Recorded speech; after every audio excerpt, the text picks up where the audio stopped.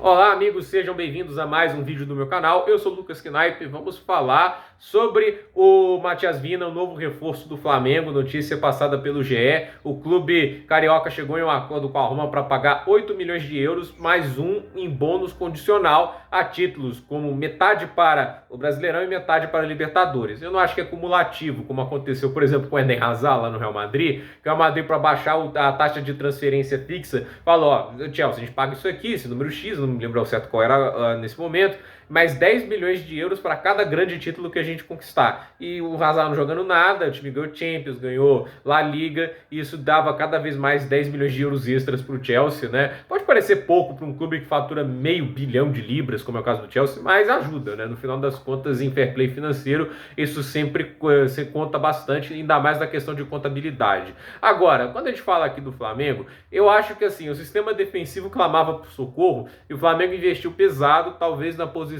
em que eles tenham o melhor jogador do sistema defensivo, que é o Ayrton Lucas. Podem discordar de mim, vocês têm liberdade de pensar diferente, podem achar que é o Davi Luiz. Eu tô falando mais do momento atual. Eu sei que o Ayrton Lucas nem fez um grande Brasileirão, mas ninguém da defesa do Flamengo realmente foi bem. A gente tem ali uma situação em que a zaga do Flamengo, falando só os zagueiros nos laterais, tem ali o Léo Pereira, o Fabrício Bruno, esse acho que é a dupla titular, e aí os reservas é o Pablo Castro e o Davi Luiz, né? O Pablo Castro, gente, eu fico espantado com a lerdeza dele, é um bloco, a dificuldade dele para se movimentar. É assim, eu não vou falar que é o Harry Maguire, porque eu acho que o Maguire é mais ágil, né? E olha que o Maguire é o cintura de gesso da Inglaterra, mas a verdade é que, assim, a zaga do Flamengo tá bem ruim, a lateral direita, misericórdia, né? Wesley e Mateuzinho, Wesley é jovem, pode aprender, melhorar, mas isso só acontece com um bom técnico, com o Vitor Pereira, né? Com o Sampaoli, não adianta nada, né? Agora o Tite está ali, vamos ver como ele vai trabalhar o desenvolvimento dele. O Tite é um técnico que já teve ótimos trabalhos no futebol brasileiro, os mais recentes são muito bons, mas a verdade é que, assim, eu não sei até que ponto ele vai ser um desenvolvedor desses atletas. E assim, o Flamengo com essa profundidade ruim, com jogadores que realmente, assim, tem uma qualidade aquém do restante do time, né? No meio pra frente você tem os jogadores do nível do Arrascaeta, De La Cruz, né? Você tem o Pedro, você tem vários outros jogadores muito bons, né? Então, assim, do meio pra frente o Flamengo tem um time muito forte, né? Mas a defesa é um grande problema. E é por isso que eu acho errado falar que o Flamengo é outro patamar. Primeiro que não ganhou o título ano passado.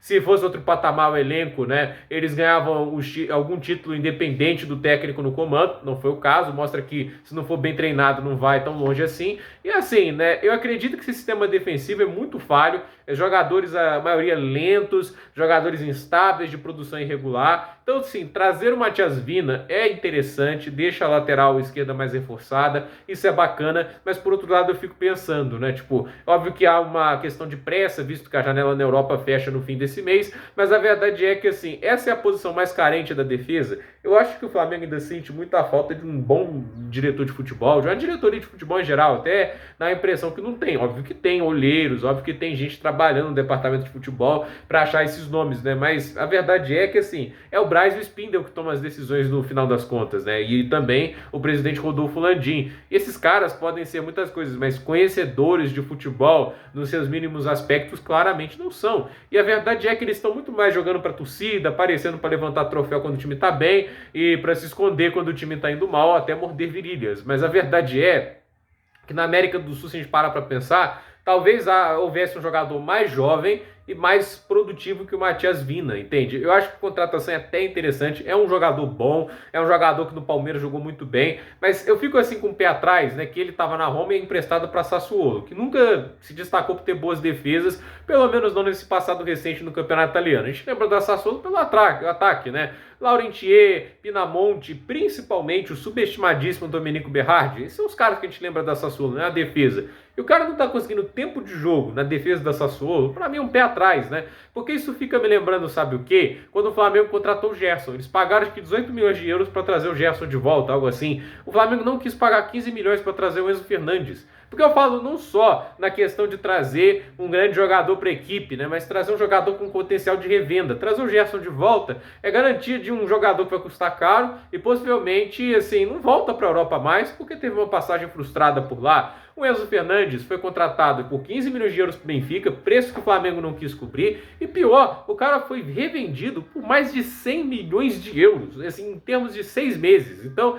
a verdade é essa, né? Você vê que uma hora a diretoria de futebol ficou olhando muito mais para o nome do cara. Na época o Enzo Fernandes era só o destaque do River Plate, evidentemente, né? Mas foi para a seleção, fundamental na Copa do Mundo, né? Talvez as coisas fossem diferentes, talvez o Roger Schmidt, naquele pouco tempo de Benfica, ajudou o cara.